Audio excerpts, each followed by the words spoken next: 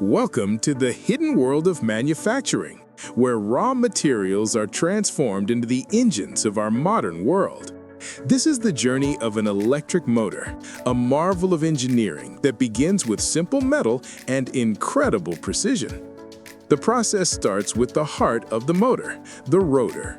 On a high-speed CNC lathe, a solid steel shaft is meticulously machined to exact specifications, ensuring perfect balance for a smooth, vibration-free spin. Every groove and contour is critical. The copper commutator, the component that will channel electricity to the windings, is then precisely finished and prepared.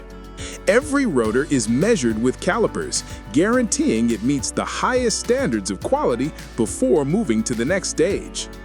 At the same time, the motor's soul is created, the stator. A marvel of automation, a machine rapidly inserts insulating paper into the core, a crucial step to prevent short circuits. Then the lifeblood of the motor, pure copper wire, is wound into powerful coils. These electromagnets are what will interact with the rotor to create the magic of motion. Now, the moment of creation. High-performance bearings are press-fitted onto the rotor shaft, a step vital for a long and frictionless life. Skilled technicians and automated lines work in harmony, inserting the finished rotors into their stators. The final housing is then assembled, sealing the powerful core within, ready to get to work. But this incredible precision isn't just for large industrial motors. The same principles are scaled down to create the power tools we use every day. Inside this angle grinder, a smaller, high-speed motor is carefully wired and assembled.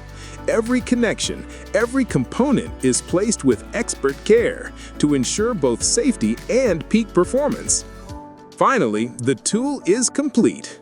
A cutting disc is mounted, and the power is unleashed. From raw steel and copper wire to a brilliant shower of sparks, this is the final, spectacular result of advanced manufacturing.